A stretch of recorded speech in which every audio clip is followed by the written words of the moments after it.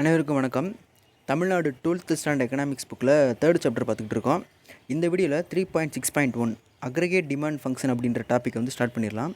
இப்போ போன வீடியோவில் பார்த்தீங்கன்னா இந்த கெய்ன்ஸ் இருக்கார் இல்லையா, ஜான் மைனர்ட் கெய்ன்ஸ், அவர் சொன்ன அந்த எஃபெக்டிவ் டிமாண்டை பற்றி தான் பார்த்துருந்தோம். அதோடைய தொடர்ச்சி தான் இருந்தது. இதில் என்ன சொல்கிறாங்க அப்படின்றத வந்து பார்க்கலாம். In the Keynesian model output is determined mainly by aggregate demand அப்படின்ற மாதிரி சொல்லிடுவாங்க. அக்ரிகேட் டிமாண்ட் அப்படின்றது மக்களுடைய தேவை, மக்களுக்கு வந்து எவ்வளவு தேவை இருக்குது, என்னென்ன பொருட்கள்லாம் தேவை இருக்குது அப்படின்றது தான் டிமாண்டு. அப்போ அதை பொறுத்து தான் ஒரு நாட்டுடைய அவுட்புட் அமையுது அப்படின்ற மாதிரி ஃபஸ்ட்டு பாயிண்டில் சொல்லியிருக்காங்க. அடுத்து வந்துட்டு the aggregate demand is the amount of money which entrepreneurs expect to get by selling the output produced by the number of labourers employed அப்படின்ற மாதிரி சொல்கிறாங்க. அதாவது என்ன அப்படின்னா, இப்போ நான் ஒரு என்டர்பிரனர்னு வச்சுக்கலாம். என்டர்பிரனர் அப்படின்னா ஒரு கம்பெனி நான் நடத்திக்கிட்டு இருக்கேன். நான் வந்து சில பொருட்கள்லாம் வந்துட்டு ப்ரொடியூஸ் பண்ணுறேன். அந்த ப்ரொடியூஸ் பண்ண பொருட்களை வந்துட்டு ஒரு விலைக்கு நான் விற்கிறேன். அப்போ நான் எவ்வளோ விலைக்கு அது விற்கணும், எவ்வளோ எனக்கு பணம் கிடைக்கணும்னு நான் எதிர்பார்க்குறேன் இல்லையா, அதுதான் வந்துட்டு அக்ரிகேட் டிமாண்ட் அப்படின்ற மாதிரி சொல்கிறாங்க. With number of labourers employed, எவ்வளோ லேபரர்ஸ் வந்து என்கிட்ட எம்ப்ளாயியாக இருக்காங்களோ அவங்கள வச்சுக்கிட்டே வந்து எனக்கு தேவையான பணத்தை நான் வந்து அட்டைன் பண்ணிக்கிறேன், கிடச்சிக்கிறது எனக்கு அப்படின்னா அதுதான் வந்துட்டு அக்ரிகேட் டிமாண்ட் அப்படின்றது. Therefore, it is the expected income or revenue from the sale of output at different level of employment அப்படின்ற மாதிரி சொல்லியிருக்காங்க. அப்படின்னா இதான் என்னது, எக்ஸ்பெக்டட் இன்கம் அல்லது revenue from sale of output. வேறு மாதிரியான எம்ப்ளாய்மெண்ட் இருக்குது. இப்போ ஒரு கம்பெனியில் வந்து எவ்வளோ எம்ப்ளாயிஸ் இருக்காங்க, வேறு மாதிரி ஜாப் ரோல்ஸ் அவங்களுக்கு இருக்குது. இப்போ வேறு எம்ப்ளாய்மெண்ட் லெவல்ஸில் வச்சுக்கிட்டு நமக்கு எதிர்பார்க்குற இன்கம், எக்ஸ்பெக்டட் இன்கம்மை நம்ம கிடச்சிருது நமக்கு அப்படின்னா அதை தான் வந்துட்டு அது மாதிரி சொல்லியிருக்காங்க. இந்த அக்ரிகேட் டிமாண்ட் அப்படின்ற மாதிரி சொல்கிறாங்க. ஓகே, இந்த aggregate demand has following 4 components. இதில் வந்து 4 காம்பனன்ட்ஸ் இருக்குது அப்படின்ற மாதிரி சொல்லியிருக்காங்க. ஆல்ரெடி நம்ம பார்த்தது consumption demand, investment demand, government expenditure and net export அப்படின்றப்ப நம்ம எக்ஸ்போர்ட் பண்ணுற பணம் வேல்யூ மைனஸ் இம்போர்ட் பண்ணுறது வேல்யூ, இதான் வந்து நெட் எக்ஸ்போர்ட் அப்படின்றது. இது வந்து உங்களுக்கு புதுசு நாளில் ஃபஸ்ட் சாப்டர்லேருந்து இதை பார்த்துக்கிட்டு இருக்கோம் இந்த நாளையும். ஓகே, அடுத்து என்ன கொடுத்துருக்காங்க அப்படின்னா, the desired or planned demand is the amount that households, firms, governments and the foreign purchasers would like to spend on domestic output. Domestic output அப்படின்றது ஒரு நாட்டுடைய டெரிட்டரிக்குள்ளே ப்ரொடியூஸ் பண்ணுற பொருட்கள், அதான் அந்த சேல்ஸுக்கு போகுது இல்லையா, அந்த பொருட்கள் தான் அந்த டொமஸ்டிக் அவுட்புட் அப்படின்றது. அப்போ டிசைட் ஆர் பிளான்டு டிமாண்ட் அப்படின்றது என்னது, டிமாண்ட் இந்த இடத்துல வந்து சிம்பிளாக டிமாண்ட் எடுத்துக்கலாம். அதாவது வந்து டிசைட் அண்ட் பிளான் டிமாண்ட் அப்படின்ற மாதிரி கொடுத்துருக்காங்க. அப்போ அந்த டிமாண்டுன்றது என்னென்னா, இப்போ நம்ம ஹவுஸ் ஹோல்டு வீட்டு நம்ம மக்கள் இருக்கணும், நார்மலாக பொதுமக்கள், அப்புறம் வந்துட்டு பெரிய பெரிய நிறுவனங்கள், கவர்மெண்ட்டு, அப்புறம் வந்து வெளிநாட்டிலேருந்து வாங்க வர்றவங்க, ஏதோ ஒன்று சம்திங் ஏதோ இங்கே பர்ச்சேஸ் பண்ண வராங்கன்னா அவங்க எல்லாருமே வந்துட்டு செலவு பண்ணுறாங்க இல்லையா, ஏதோ ஒரு பொருட்களை இந்தியாவில் வாங்கிட்டு, அதை தான் வந்துட்டு டிசைட் ஆர் பிளான்டு டிமாண்ட் அப்படின்ற மாதிரி சொல்லிடுவோம். In other words, desired demand in the economy is the sum of total of desired private consumption expenditure, desired investment expenditure, desired government spending and desired net export அப்படின்ற மாதிரி சொல்லியிருக்காங்க. அதை தான் வந்துட்டு நம்ம இங்கே பார்த்தோம். Consumption, investment, government expenditure, net export, இதோடைய மொத்த பண மதிப்பை வந்துட்டு நம்ம அக்ரிகேட் டிமாண்ட் அப்படின்ற மாதிரி சொல்கிறோம். ஓகே, அடுத்து வந்துட்டு thus the desired spending is called aggregate spending and can be expressed as அப்படின்ற மாதிரி ஒரு டயக்ராம் பின்னாடி கொடுத்துருப்பாங்க. இந்த இடத்துல வந்து டிசைடு ஸ்பெண்டிங் அப்படின்றதுக்கான டயக்ராம் அது. ஓகே, அதுக்கு இன்னொரு பேர் வந்துட்டு அக்ரிகேட் ஸ்பெண்டிங் அப்படின்ற மாதிரியும் சொல்லியிருக்காங்க. ஓகே, அக்ரிகேட் அப்படின்னா மொத்தமாக அப்படின்ற மாதிரி அர்த்தம். மொத்தமாக ஒரு குரூப்பாக நம்ம கால்குலேட் பண்ணுறோம் அப்படின்னா அதான் வந்து அக்ரிகேட். அந்த குரூப்பிங் இருக்குல்லையா, அதான் வந்து அக்ரிகேட் அப்படின்றது. ஓகே, இந்த டயக்ராம் வந்து ஃபஸ்ட்டு வந்து ஒரு இது கொடுத்துருக்காங்க ஃபார்முலா. ஏடினா aggregate demand, C for consumption, I for investment, G for government spending, X minus M அப்படின்றது வந்துட்டு நெட் எக்ஸ்போர்ட். இதெல்லாம் நம்ம ஆல்ரெடி பார்த்தது, உங்களுக்கு பெருசாக எக்ஸ்பிளைன் பண்ண தேவையில்ல. அடுத்து வந்துட்டு ஒரு டயக்ராம் மாதிரி கொடுத்துருக்காங்க. இப்போ இந்த டயக்ராம் பார்த்தீங்கன்னா இப்படி ஸ்டார்ட் ஆகி இப்படி போகுது.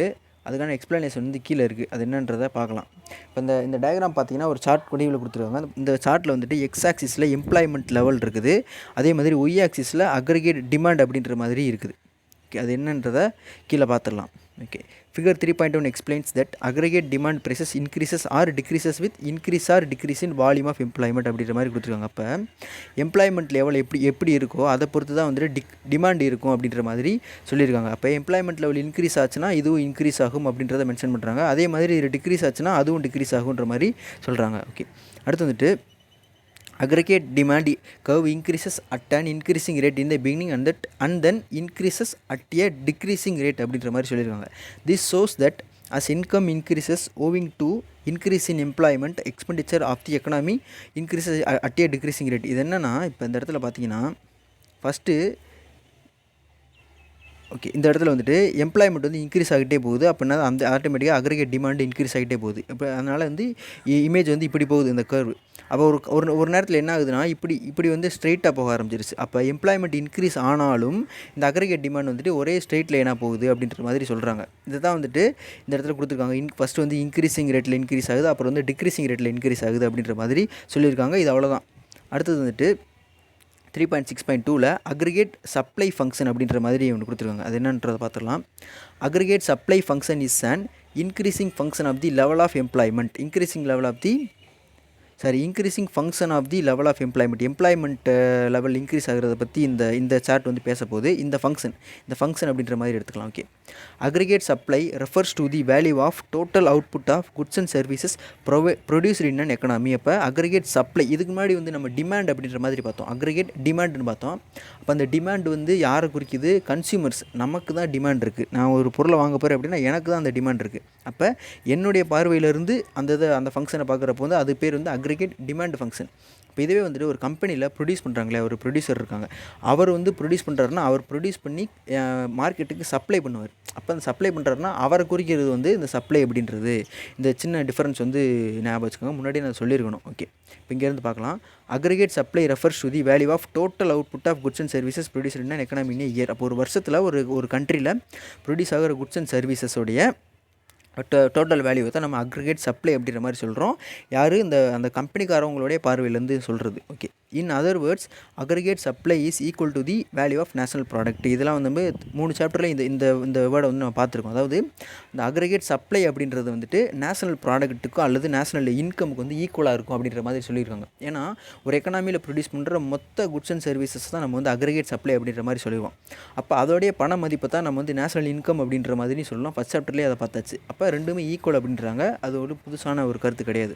ஓகே, அடுத்து வந்துட்டு இன் other words the aggregate supply refers to the required amount of laborers and materials to produce the necessary output. Okay, என்ன சொல்கிறாங்க அப்படின்னா அக்ரிகேட் சப்ளை அப்படின்றது எதை ரெஃபர் பண்ணுது அப்படின்னா required amount of laborers and materials to produce the necessary output. ஒரு output, ஏதோ ஒரு ப்ராடக்ட்டை ப்ரொடியூஸ் பண்ணணும் அப்படின்னா அதுக்கு என்னென்ன ரா மெட்டீரியல்ஸ் தேவை, அதை வந்து ப்ரொடியூஸ் பண்ணுறதுக்கு எவ்வளவு தொழிலாளர்கள் தேவை, அந்த அளவு தான் அக்ரிகேட் சப்ளை அப்படின்ற மாதிரி சொல்லியிருக்காங்க. அது இதுவும் ரிலேட் ஆகிற மாதிரி இருக்குது. Okay, employers hire labourers. எம்ப்ளாயர்ஸ்னால் அந்த கம்பெனியில் வந்து கம்பெனி நடத்துகிறவங்க, அவங்க தான் வேலைக்கு ஆள் எடுப்பாங்க, அவங்க தான் வந்து எம்ப்ளாயர்ஸ். இதுவே நம்ம எம்ப்ளாயர்ஸ் யாரை வேலை எடுக்கிறாங்களோ அவங்க வந்துட்டு எம்ப்ளாயீஸ் அப்படின்ற மாதிரி சொல்லுவோம். ரெண்டுக்கு டிஃபரன்ஸ் புரிஞ்சுக்கிறோம். எம்ப்ளாயர்ஸ் ஹையர் லேபரர்ஸ் வந்து அவங்க ஹையர் பண்ணுறாங்க, வேலைக்கு எடுக்கிறாங்க. அப்புறம் வந்துட்டு வேறு என்ன பண்ணுறாங்க? Purchase various inputs. அந்த ஒரு இது ப்ரொடியூஸ் பண்ணணும்னா அதுக்கு என்னென்ன தேவையோ அந்த இன்புட்ஸ்லாம் வந்து வாங்குறாங்க. ரா மெட்டீரியல்ஸையும் வாங்குறாங்க. ரா மெட்டீரியல்ஸ்னால் அதே ரெண்டுமே ஒன்று தான். இன்புட்ஸ்னால் நம்ம வந்து மிஷின்ஸ் எடுத்துக்கலாம், என்னென்ன மிஷின்ஸ் தேவைப்படுது ஒரு இது செய்கிறதுக்கு அப்படின்றத எடுத்துக்கலாம். அதே மாதிரி ரா மெட்டீரியல்ஸ்னால் அதுக்கு பயன்படுத்துகிற முன்னாடி யூஸ் பண்ணுற பொருட்கள். இப்போ ஒரு நம்ம கயிறு செய்யணும் அப்படின்னா அதுக்கு வந்து பஞ்சு தான் ரா மெட்டீரியல். இதான் வந்து சின்ன எக்ஸாம்பிள். இதெல்லாம் வந்துட்டு அவங்க வாங்குறாங்க அப்படின்ற மாதிரி சொல்கிறாங்க. யார்? கம்பெனி நடத்துகிறவங்க. To produce goods. எதுக்காக வாங்குறாங்கன்னா அந்த பொருட்களை வந்து ப்ரொடியூஸ் பண்ணுறதுக்காக வாங்குறாங்க. ஓகே, அடுத்து வந்துட்டு தஸ் ப்ரொடக்ஷன் இன்வால்வ்ஸ் காஸ்ட். அப்போனா ஆட்டோமேட்டிக்காக அந்த மக்களை வந்து, அதாவது தொழிலாளர்களை அவங்க ஹையர் பண்ணுறாங்க, ரா மெட்டீரியல்ஸ் இன்புட்ஸ்லாம் வாங்குறாங்க. அப்போ அதுக்கெல்லாமே வந்து செலவாகும். அதை தான் வந்து இதில் இன்வால்வ் காஸ்ட் அப்படின்ற மாதிரி சொல்லியிருக்காங்க. If revenue from the sale of output produced exceeds the cost of production at a given level of employment and output, entrepreneur would be encouraged to employ more labor and other inputs to produce மோர். அப்போ ஒரு எக்ஸாம்பிளுக்கு வந்துட்டு ஒரு 100 ரூபாய்க்கு ஒரு product வந்து produce ஆகுது, அது வந்து 300 ரூபாய்க்கு சேல் ஆயிடுச்சு அப்படின்னா, விற்றுருச்சு அப்படின்னா 200 அவங்களுக்கு லாபம்.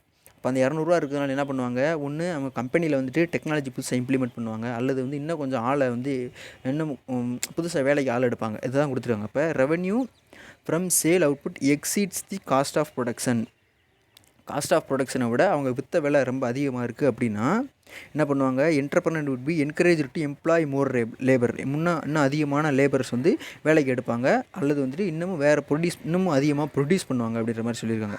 அடுத்து வந்துட்டு aggregate supply price is the total amount of money that all entrepreneurs in an economy expect to receive from the sale of output produced by the given number of labourers employed.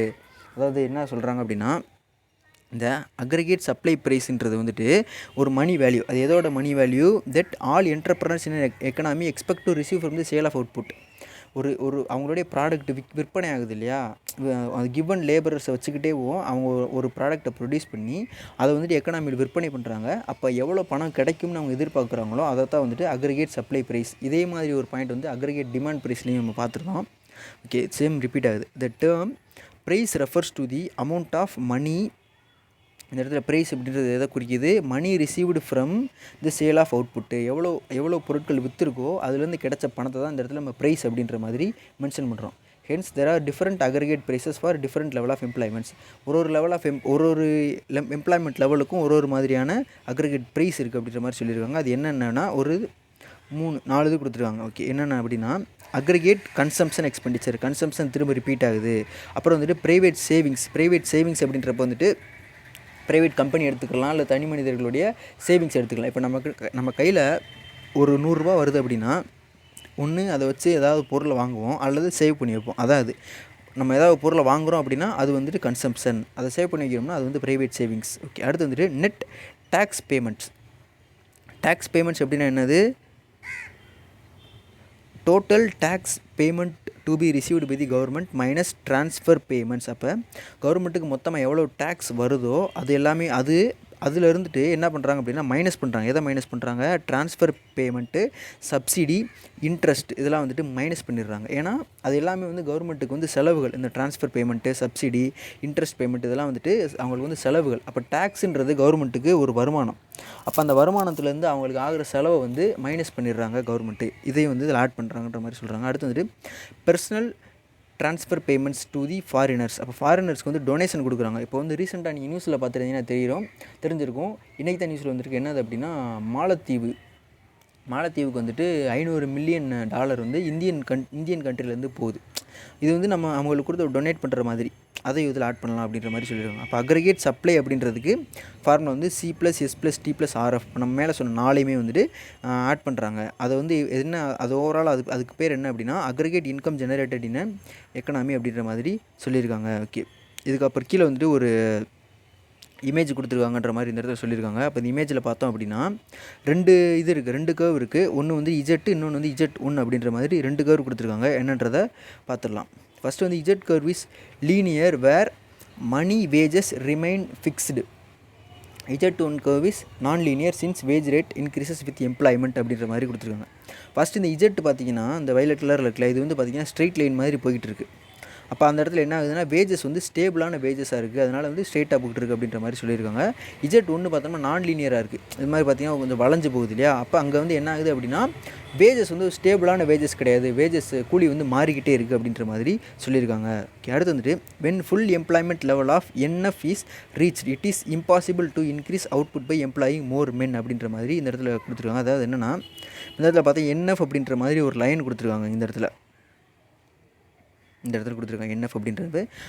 அது பார்த்தீங்கன்னா மேலே ஒரு line போட்டிருக்காங்க. அது என்னென்னா Z1 அப்படின்றது வந்து அந்த இடத்துல ஸ்டாப் ஆகி அதுக்கப்புறம் என்ன ஆகுது அப்படியே மேல் நோக்கி போகுது இந்த லைனு. அதை அந்த இடத்துல ஞாபகம் வச்சுக்கிறணும். அப்போ அது வரைக்கும் என்ன ஆகுது அப்படின்னா அதுக்கு முன்னாடி அந்த இதை லைட்டாக பாருங்கள் அந்த இமேஜை எம்ப்ளாய்மெண்ட் லெவல் இந்த இது பார்த்திங்கன்னா எம்ப்ளாய்மெண்ட் லெவல் இன்க்ரீஸ் ஆக இங்கே வந்து எக்ஸ்பெக்டட் ப்ரொசீஸ் வந்து இன்க்ரீஸ் ஆகிட்டே போகுது. அப்போ இது இங்கே இன்க்ரீஸ் ஆகிறோம், அங்கே இன்க்ரீஸ் ஆகிட்டே போகுது, இப்படியே போயிட்டே இருக்குது. ஒரு லெவலில் பார்த்தீங்கன்னா இந்த இடத்துல அது ஸ்டாப் ஆகிட்டு என்ன வந்து இப்படி ஸ்ட்ரெயிட் லைனாக போக ஆரம்பிச்சிருது. அப்படின்னா என்ன அர்த்தம், இங்கே வந்து நமக்கு அவுட்புட் நிறையா வர எம்ப்ளாய்மெண்ட் லெவல் வந்து இன்க்ரீஸ் ஆகிட்டே போகுது. அப்போ இந்த NF அப்படின்றது தான் வந்து ஃபுல் எம்ப்ளாய்மெண்ட் லெவல் அப்படின்ற மாதிரி சொல்லியிருக்காங்க. அப்போ அந்த ஃபுல் எம்ப்ளாய்மெண்ட் லெவல் அச்சீவ் பண்ணதுக்கப்புறமா அதுக்கு மேலே நம்மளால் வந்து யாரையுமே வந்து எம்ப்ளாய்மெண்ட் பண்ண முடியாது. ஆனால் அந்த இது வந்துட்டு இன்க்ரீஸ் ஆகிட்டே இருக்கும். இந்த ஒய் ஆக்சிஸ் வந்து இன்க்ரீஸ் ஆகிட்டே இருக்குது அப்படின்ற மாதிரி சொல்கிறாங்க. So aggregate supply curve becomes inelastic vertical straight line. அப்போ அந்த NFல இருந்துட்டு ஸ்ட்ரெயிட் லைன் மாதிரி மேலே போய்கிட்டே இருக்கும் அப்படின்ற மாதிரி சொல்கிறாங்க. ஓகே, அடுத்து வந்துட்டு the slope of the aggregate supply curve depends on the relationship between employment and productivity அப்படின்ற மாதிரி சொல்லியிருக்காங்க. அப்போ அக்ரிகேட் சப்ளை கர்வ்ன்றது relationship between employment and productivity. Employment அப்படின்னா நம்ம வேலைக்கு ஆள் எடுக்கிறது, அதான் எம்ப்ளாய்மெண்ட்டு. ப்ராடக்டிவிட்டி அப்படின்னா அந்த எம்ப்ளாயீஸை வச்சு எவ்வளோ ப்ராடக்ட்ஸ் வந்து மார்க்கெட்டுக்கு சேல் ஆகுது, அதான் நம்ம பார்த்தோம். எம்ப்ளாய்மெண்ட்டுக்கும் ப்ராடக்ட் சேல்ஸுக்கும் ஆன கிராஃப் தான் இப்போ கொடுத்துருந்தாங்க. அதை வந்து திரும்ப மென்ஷன் பண்ணியிருக்காங்க கீழே. அடுத்து வந்துட்டு the capital stock is often fixed and hence the law of diminishing marginal returns takes place as more workers are employed அப்படின்ற மாதிரி கொடுத்துருக்காங்க. அப்போ கேபிட்டல் ஸ்டாக் இஸ் ஆஃபன் ஃபிக்ஸ்டுன்றாங்க அந்த ஸ்டாக். கேபிட்டல் ஸ்டாக் அப்படின்னா அந்த ஸ்டார்டிங்கில் கேபிட்டல் அப்படின்றது ஆரம்பத்தில் போடுற நம்ம பணம் முதலீடு தான் கேபிட்டல். இப்போ ஸ்டாக் வந்து ஃபிக்ஸ்டாக இருக்குது அப்படின்ற மாதிரி சொல்லியிருக்காங்க. Hence the law of diminishing marginal returns takes place as more workers are employed. அப்போ அதிகமாக நம்ம வந்து ஒர்க்கர்ஸ் வந்து எம்ப்ளாய் பண்ணுறப்ப என்ன ஆகுது அப்படின்னா மார்ஜினல் ரிட்டர்ன்ஸ் டிமினிஷிங் அப்படின்னா அது வந்து கொஞ்சம் குறைஞ்சிக்கிட்டே வருது. அதாவது வந்து டிமினிஷிங் அப்படின்றது அப்போ வந்துட்டு நம்ம அதிகமாக ஆளை எம்ப்ளாய் பண்ணுறப்ப இது நடக்குது அப்படின்ற மாதிரி சொல்லியிருக்காங்க. Based upon this relation the aggregate supply can be expected to slope upwards. அப்போ இந்த என்ன சொல்கிறாங்க, அக்ரிகேட் சப்ளை கோ வந்துட்டு மேல் நோக்கி போகுது. அந்த கிராஃபில் பார்த்தீங்கன்னா தெரியும் மேல் நோக்கி போகுது அப்படின்ற மாதிரி சொல்லியிருக்காங்க. ஆனால் இன் ரியாலிட்டி நடைமுறையில் எப்படி இருக்குது அப்படின்னா இந்த aggregate supply curve will be like Z1 மாதிரி தான் அந்த கர்வ் இருக்கும் ரியல் லைஃப்பில் அப்படின்ற மாதிரி சொல்லியிருக்காங்க. Z1 எப்படி இருக்குது, இப்படியே ஒரு மாதிரி ஸ்லோப் மாதிரி வந்துட்டு ஸ்ட்ரெயிட்டாக போயிடுது. அப்போ தான் வந்து ரியல் லைஃப்பில் இருக்கும் அப்படின்ற மாதிரி சொல்லியிருக்காங்க. Okay, therefore the aggregate supply depends on the relationship between price and wages. If the prices and wages are low, producer will try to employ labourers. Okay இப்போ ப்ரைஸஸ் வந்துட்டு அதிகமாக இருக்குது ஆனால் கூலி வந்து கம்மியாக இருக்குது அப்படின்னா அதிகமான பேர் வந்து நம்ம வேலைக்கு எடுப்போம். அல்லது ப்ரைஸஸ் வந்து கம்மியாக இருக்குது வேஜஸ் அதிகமாக இருக்குது அப்படின்னா இன்வெஸ்ட்மெண்ட் வந்து குறைஞ்சி போயிடும். யாருமே வந்து புதுசாக இன்வெஸ்ட் பண்ணுறதுக்கு வந்து நினைக்கவே மாட்டாங்க. நம்ம போடுற முதலீடை விட வருமானம் கம்மியாக இருக்குன்றப்ப யாருமே அதில் இன்வெஸ்ட் பண்ணணும்னு நினைக்க மாட்டாங்க. அவுட்புட் வில் ஃபால், ஆட்டோமேட்டிக்காக அவுட்புட் குறைஞ்சி போயிடும். And there will be reduction in the productive capacity. அப்புறம் ப்ரொடக்ஷனும் குறைஞ்சிடும் அப்படின்ற மாதிரி சொல்லியிருக்காங்க. Okay, thus aggregate supply is an important factor in determining the level of economic activity. அப்போ அக்ரிகேட் சப்ளை அப்படின்றது வந்துட்டு ஒரு முக்கியமான ஒரு ஃபேக்டர் எதுலனா ஒரு நாட்டுடைய எக்கனாமிக் ஆக்டிவிட்டி தீர்மானிக்கிறது முக்கியமான ஃபேக்டர் அப்படின்ற மாதிரி சொல்லியிருக்காங்க. ஓகே, இப்படியே வந்து இந்த இதை ஸ்டாப் பண்ணிக்கலாம். இந்த வீடியோ பிடிச்சிருந்தா ஒரு லைக் பண்ணுங்கள். ஏதாச்சும் ஒரு டவுட் இருந்துச்சு அப்படின்னா கண்டிப்பாக கமெண்ட் செக்ஷனில் கேளுங்க. இந்த வீடியோ வந்துட்டு யாருக்காவது யூஸ்ஃபுல்லாக இருக்கும் அப்படின்னு நினச்சிங்கன்னா கண்டிப்பாக ஷேர் பண்ணி விடுங்க. இந்த சேனலுக்கு சப்ஸ்கிரைப் பண்ணிக்கிட்டிங்கன்னா நான் போடுற வீடியோலாம் வந்துட்டு அப்பப்போ உங்களுக்கு அப்டேட் ஆகிட்டே இருக்கும். அப்புறம் இன்னும் யாராவது டெலிகிராம் சேனலில் ஆட் ஆகலை அப்படின்னா டிஸ்கிரிப்ஷனில் லிங்க் இருக்குது, அதை கிளிக் பண்ணி டெலிகிராம் சேனலில் வந்து ஆட் ஆகிக்கோங்க. அவ்வளோதான் இந்த வீடியோ. தேங்க்யூ ஃபார் வாட்சிங்.